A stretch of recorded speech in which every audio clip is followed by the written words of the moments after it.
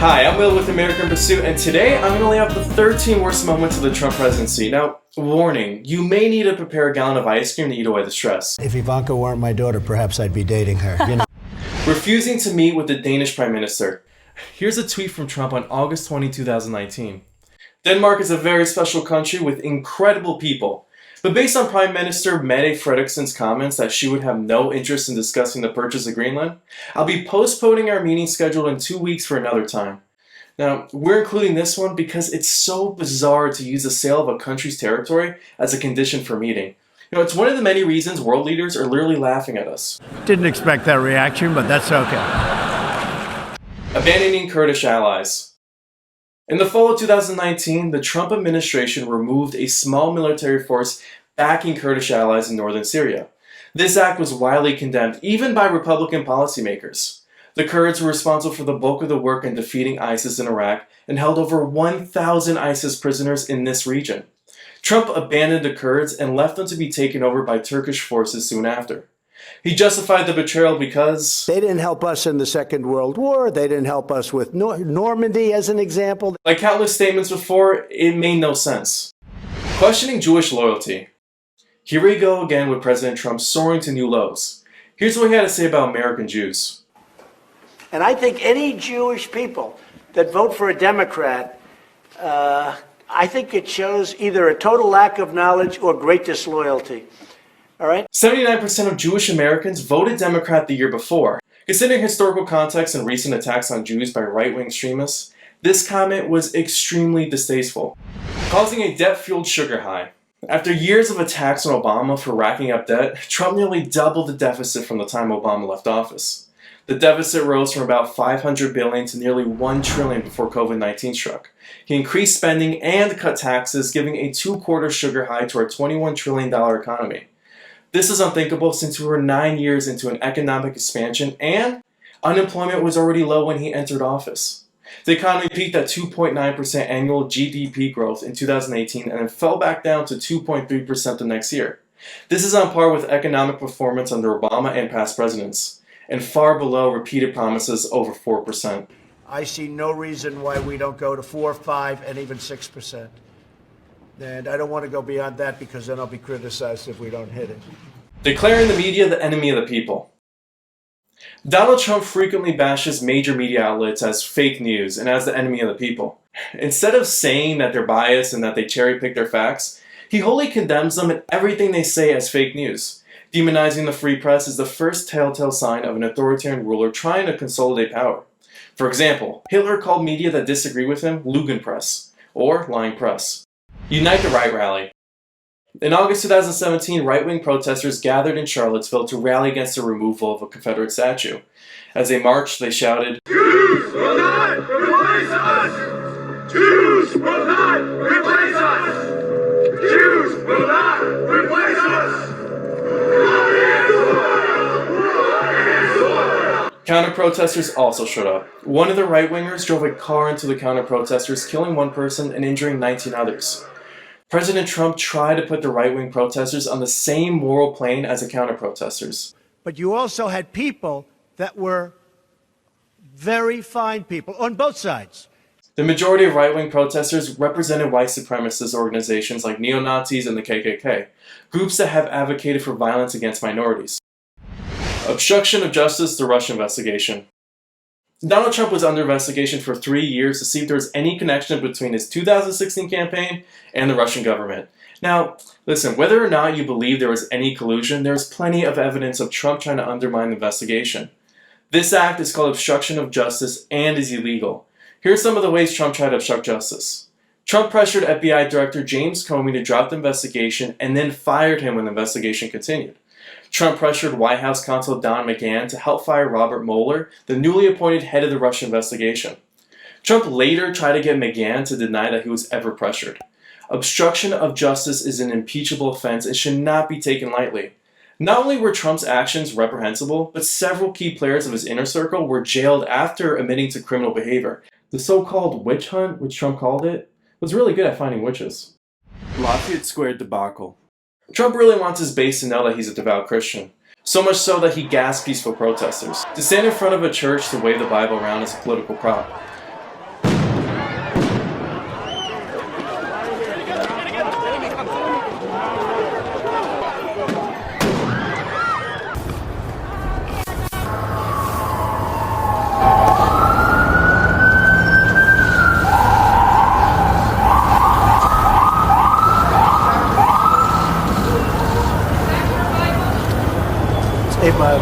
the time, there were other documented incidents of peaceful protesters around the country being provoked by gases and rubber bullets. Trump stood by law enforcement throughout the country and blamed all conflict on the protesters, regardless of who actually started the violence. Leveraging aid to Ukraine for dirt on Joe Biden. On July 25, 2019, President Trump called newly elected President of Ukraine, Volodymyr Zelensky. Trump's aim was to pressure Zelensky to find dirt on the family of his likely election rival, Joe Biden. To put pressure on Zelensky, he even delayed $400 million of U.S. aid to Ukraine a week before the call. Now, some context on the situation. Ukraine has been a flashpoint for global conflict since Russia's invasion of the country in 2014, and it relies heavily on U.S. aid for survival. So in short, Trump used one of the world's most precarious and consequential foreign policy situations to benefit himself politically. Let that sink in. This act was not only unethical, but it also lessened whatever remaining trust and respect our allies had for us. Many countries, particularly former Soviet satellite states, are watching this conflict very closely. Surely Trump's actions will make them question their allegiance to the U.S. And finally, it is unlawful to work with a foreign power to influence a U.S. election. For this act, President Trump was rightfully impeached. Cruelty at the border. The Trump administration brought cruelty at the border to a new level.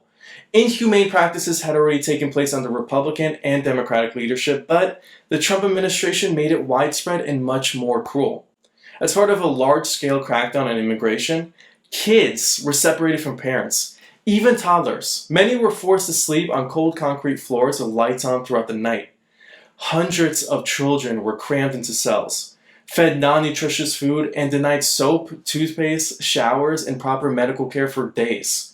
Such treatment is illegal to criminals under national and international laws, let alone children. If you can stomach it, here's a Trump administration lawyer trying to argue that these conditions fulfill the requirement of being safe and sanitary. It's within everybody's common understanding that, if you don't have a toothbrush, if you don't have soap, if you don't have a blanket, it's not safe and sanitary. Well, wouldn't everybody agree to that? Do you agree to that? Well, I think there's fair reason to find that those things may be part of safe and sanitary. Maybe are a part. What do you say maybe? You mean there are circumstances when a person doesn't need to have a toothbrush, toothpaste, and soap for days? Multiple children were sexually abused, and some died in these poor conditions. The government also lost track of hundreds of parents for months and even years. Trump and the Republicans blamed this treatment on the Democrats in Congress, when in reality, there was no law decreeing such treatment. Here he is cowardly throwing the blame on the Democrats. The Democrats forced that law upon our nation. I hate it. I hate to see separation of parents and children. The so-called zero tolerance campaign was started by his staunchly anti-immigrant administration. Here's John Kelly, head of the Department of Homeland Security. Are you, the Department of Homeland Security, considering a new initiative that would separate children from their parents if they try to enter the United States illegally? I am considering exactly that. Trump was able to undo these harsh policies by simple executive order, and nobody questioned it because there was no statute to the contrary. He also blamed Democrats for not giving him enough funding. Actually, funding was plentiful, and even if there wasn't, it's hard to imagine that local charitable organizations wouldn't have been able to donate at least some soap and toothpaste. The blame should be placed directly on President Trump and his administration. In the midst of all the president's smoke and mirrors, we can't allow the inhumanity to be forgotten. Claiming that millions of Clinton votes were fake. Trump and his administration claimed that 3 through 5 million votes in the 2016 election were illegal. This is an extremely serious charge, one that could cause the entire country to lose faith in the democratic process. Though mistakes and fraud have been committed in both red and blue states, there is no evidence of mass voting fraud. There is certainly no evidence of widespread fraud favoring one party over the other. This is one of many cases where Trump is trying to prep his ardent supporters to believe that the election was stolen if he loses. Good luck, American democracy. Trying to undermine the 2020 election. As of August 2020, Trump's poll numbers show him performing very poorly against Biden. Most probably, definitely, for this reason, Trump suggested delaying the 2020 election. The US election has never been postponed due to other crises, including the deadly 1918 flu pandemic, the Civil War, or World Wars I or II. We could expand voting by mail, which, despite the president's claims, has been practiced for many years without solid evidence of fraud or widespread partisan tilt. In some states, like conservative Utah, most people already vote by mail, and it's popular with the voters. In addition to increased voting by mail, we could open more early voting stations and require everyone to follow basic social distancing guidelines. We'd also like to note that Trump chose the months leading to his re-election to completely overhaul the United States Postal Service, reducing workers' hours and cutting spending. On the one hand, he wants to delay voting until it can be properly done, and on the other hand, he's making it harder to vote. And this is in the middle of a global pandemic, when people are avoiding public gatherings and the government spending is a free-for-all. Creating COVID confusion. As of August 2020, most of the world's developed countries have COVID-19 controlled to a manageable level, even after lifting lockdown restrictions and reopening schools. Meanwhile, America is adding tens of thousands of cases each day. This may be why. In 2018, Trump dismantled the pandemic response team assembled by Obama 4 years earlier, as discussed here. You said that you don't take responsibility, but you did disband the White House Pandemic Office, and the officials that were working in that office left this administration abruptly. So what responsibility do you take to that? And the officials that worked in that office said that the White House lost valuable time because that office wasn't disbanded. What do you make of that? Well, I just think it's a nasty question. And when you say me, I didn't do it. We have a group of people. I could ask perhaps my administration, but I could perhaps ask Tony about that because I don't know anything about it. I mean, no, because we can get money and we can increase staff. We know all the people. We know all the good people. It was a question I asked the doctors before. Some of the people we cut, they haven't been used for many, many years. And if we ever need them, we can get them very quickly. And rather than spending the money, and I'm a business person, I don't like having thousands of people around when you don't need them. When we need them, we can get them back very quickly. During the first months of the pandemic, while leaders in other rich countries were preparing and educating their citizens, Trump repeatedly confused the public and downplayed the risk of the virus. A lot of people think that goes away in April with the heat, as the heat comes in. When you have 15 people, and the 15 within a couple of days is going to be down to close to zero, that's a pretty good job we've done. It's going to disappear. One day it's like a miracle. It will disappear. And from our shores, it could get worse before it gets better. It could maybe go away. We'll see what happens. Trump even held a rally months into the pandemic where few people wore masks and several of the local campaign staff had recently tested positive for the virus. Here's footage from his rally. Here's the bad part. When you do testing to that extent, you're going to find more people. You're going to find more cases. So I said to my people, slow the testing down, please. I stand before you. Former GOP presidential candidate Herman Cain died of COVID-19 a few weeks after attending that rally. Along the way, Trump suggested unproven and sometimes dangerous cures like injecting disinfectants into the bodies. I see the disinfectant where it knocks it out in a minute, 1 minute. And is there a way we can do something like that by injection?